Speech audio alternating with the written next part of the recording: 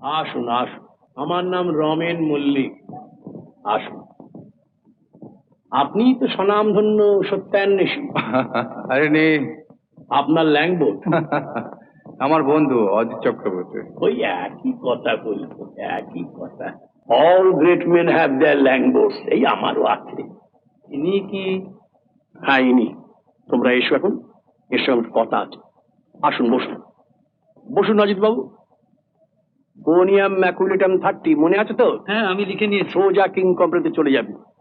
আপনি হোমিওপ্যাথিও করেন? কি কি করি তার ফিরিস্তি দেবো? গিরিধারে রাত কাবার হয়ে যাবে। আপনার কাছে এসেছিলাম একটা কাজে। আগে কি খাবেন বলুন? কি চলবে? চা আপনার চলে, আমারও তাই।